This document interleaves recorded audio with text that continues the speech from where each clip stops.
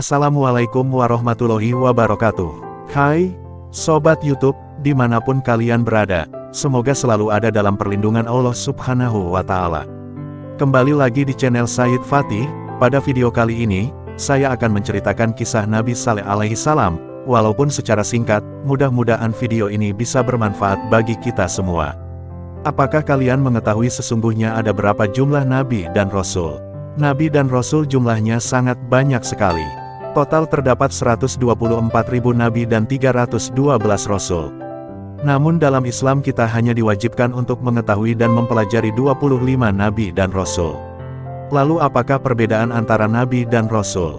Secara bahasa, Nabi diartikan sebagai hamba Allah Subhanahu wa Ta'ala yang menerima wahyu melalui malaikat Jibril untuk dirinya sendiri. Nabi merupakan manusia biasa seperti kita, hanya saja Nabi diberikan kelebihan dan amanah untuk mengingatkan orang di sekitarnya dan keturunannya agar memiliki perilaku baik dan menyembah Allah. Nabi berasal dari istilah kata, naba, yang memiliki pengertian, dari tempat yang tinggi.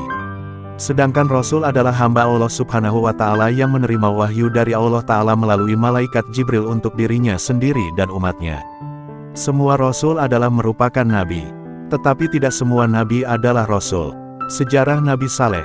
Nabi Saleh alaihi salam atau keselamatan atasnya, merupakan salah satu dari 25 Nabi utusan Allah Ta'ala yang menerima wahyu untuk dirinya sendiri. Nabi Saleh alaihi salam merupakan Nabi kelima yang diutus untuk menyebarkan ajaran menyembah Allah Subhanahu wa Ta'ala setelah kehancuran kaum Ad yang hidup di zaman Nabi Hud alaihi salam. Beberapa ulama meriwayatkan jika Nabi Saleh memiliki seorang ayahanda bernama Ubaid. Nabi Saleh alaihi salam diangkat oleh Allah Ta'ala sebagai seorang Nabi pada tahun 2100 sebelum Masehi. Apabila diruntutkan maka silsilah dari Nabi Saleh yaitu Saleh bin Ubaid bin Masih bin Ubaid bin Hadir bin Samud bin Atsir bin Aram Iram bin Sam bin Nuh. Jadi dapat disimpulkan jika Nabi Saleh masih memiliki darah keturunan dari Nabi Nuh alaihi salam. Nabi Saleh berasal dari bangsa Arab, tepatnya suku Samud. Diriwayatkan dari Abu Dzar, nabi-nabi lain yang berasal dari bangsa Arab selain Nabi Saleh adalah Nabi Syuaib, Nabi Hud, dan Nabi Muhammad Shallallahu alaihi wasallam. Nabi Saleh adalah nabi yang diutus setelah Nabi Hud dan sebelum Nabi Ibrahim alaihi salam. Semasa hidupnya, Nabi Saleh menetap di daerah Arab Utara tepatnya di Al-Hijr. Selama di Al-Hijr, Nabi Saleh alaihi salam merupakan salah satu orang yang sangat dihormati dan dijunjung tinggi oleh penduduk Al-Hijr, yaitu kaum Samud. Kaum Samud sangat pandai dalam hal memahat batu terutama batu-batu pegunungan. Hal tersebut dikarenakan daerah Hadramaut yang merupakan tempat tinggal kaum Samud adalah pegunungan. Sesuai dengan firman Allah Subhanahu wa Ta'ala dalam Al-Quran Surat Al-Fajr ayat 9. Dan terhadap kaum Samud yang memotong batu-batu besar di lembah. Quran Surat Al-Fajr ayat 9. Kaum Samud yang menjadi target dakwah dari Nabi Saleh adalah kaum yang menyambung hidup mereka melalui bercocok tanam, arsitektur, dan berternak. Kemampuan yang dimiliki kaum Samud di bidang arsitektur sangatlah mengagumkan. Mereka memahat bukit berbatu yang banyak ditemukan di Al-Hijr menjadi bangunan indah nan megah. Sedangkan pada hamparan tanah yang datar mereka membangun istana-istana. Bukit-bukit batu yang dipahat oleh kaum Samud membentuk bangunan-bangunan rumah yang mereka tinggali dengan gaya khas peninggalan Yunani dan Romawi kuno. Kaum Samud yang ingkar kepada Nabi Saleh alaihi salam. Pada saat itu diketahui kaum Samud menyembah berhala sesuai yang dilakukan secara turun-temurun oleh nenek moyang mereka. Awalnya kaum Samud sangat menghormati Nabi Saleh karena mereka menaruh harapan pada beliau untuk meneruskan tradisi kaum Samud, yaitu menyembah berhala. Namun ketika Nabi Saleh alaihi salam mulai menyampaikan ajakan untuk menyembah Allah Subhanahu wa Ta'ala dan bertakwa kepadanya, maka kaum Samud menjadi kecewa dan murka. Mereka mulai memusuhi Nabi Saleh karena beliau meminta untuk meninggalkan sesembahan berhala yang sudah menjadi bagian dari tradisi mereka secara turun-temurun. Selain memiliki kebiasaan menyembah berhala, tabiat lainnya yang dimiliki oleh kaum Samud adalah angkuh dan sombong. Mereka seringkali meremehkan dan memandang rendah kaum lainnya. Bahkan dalam kesehariannya mereka selalu berbuat maksiat seperti berzina dan mabuk-mabukan. Gaya hidup kaum Samud tersebut telah menyimpang jauh dari ajaran Allah Subhanahu wa Ta'ala. Oleh karena alasan tersebutlah Allah Ta'ala mengangkat Saleh menjadi nabi dan ditugaskan untuk berdakwah kepada kaum Samud. Seperti yang difirmankan oleh Allah Subhanahu wa Ta'ala dalam Al-Quran Surat Al-A'raf ayat 73. Dan kepada kaum Samud, kami utus saudara mereka Saleh. Dia berkata, wahai kaumku, sembahlah Allah, tidak ada Tuhan sembahan bagimu selain Dia. Sesungguhnya telah datang kepadamu bukti yang nyata dari Tuhanmu. Ini, seekor unta betina dari Allah sebagai tanda untukmu. Biarkanlah ia makan di bumi Allah, janganlah disakiti, nanti akibatnya kamu akan mendapatkan siksaan yang pedih. Quran Surat Al-A'raf ayat 73. Ketika Nabi Saleh alaihissalam mulai menyeru kepada kaum Samud tentang ajaran Tauhid untuk menyembah Allah subhanahu wa ta'ala semata, maka kaum Samud terbelah menjadi dua kelompok yang saling bertentangan. Kelompok pertama yaitu yang mengikuti Nabi Saleh, yang dipimpin oleh Junda bin Amru bin Mahlab bin Lubaid bin Jawas. Junda bin Amru adalah salah satu tokoh pemuka di kaum Samud. Sedangkan kelompok yang menentang Nabi Saleh dipimpin oleh Zu'ab bin Amru bin Lubaid al-Habab dan Rabab bin So'ar bin Julmas. Zu'ab dan Rabab bahkan menghalang-halangi ketika Nabi Saleh hendak mengajak sepupunya yaitu Junda bin Syihab untuk mengikuti ajarannya. Kelompok penentang yang diketuai oleh Zu'ab dan Rabab berpendapat bahwa Nabi Saleh terkena sihir. Mereka tidak terima dengan ajaran yang dibawa oleh Nabi Saleh alaihissalam. Selain itu Nabi Saleh juga dianggap sebagai penipu karena mereka tidak percaya apabila utusan Allah subhanahu wa ta'ala adalah manusia biasa sama seperti mereka, sehingga mereka menuntut mukjizat sebagai bukti kerasulannya. Mukjizat Nabi Saleh, unta betina yang keluar dari batu sebagai salah satu mukjizat Nabi Saleh alaihissalam. Dijelaskan oleh para mufasir bahwa sebagai bukti kerasulan Nabi Saleh, kaum Samud menantang beliau untuk dapat mengeluarkan seekor unta betina yang sedang hamil 10 bulan dari sebuah batu besar yang ditunjuk oleh mereka. Nabi Saleh pun menyanggupi permintaan kaum Samud tersebut dan mulai berdoa kepada Allah subhanahu wa ta'ala. Kemudian dengan kuasa Allah ta'ala, dari permukaan batu yang dipukul oleh tangan Nabi Saleh keluarlah unta betina dengan ciri-ciri sama persis seperti yang disebutkan oleh kaum Samud. Unta tersebut dikenal dengan sebutan, unta betina Allah. Maka terperanjatlah mereka. Kejadian mukjizat tersebut membuat sebagian dari kaum Samud yang menyaksikannya menjadi pengikut Nabi Saleh alaihissalam.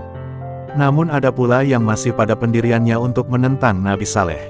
Maka bersabdalah Nabi Saleh alaihissalam, hai kaumku, inilah unta betina dari Allah sebagai mukjizat yang menunjukkan kebenaran untukmu, sebab itu biarlah dia makan di bumi Allah, dan janganlah kamu mengganggunya dengan gangguan apapun yang akan menyebabkan kamu ditimpa azab yang dekat.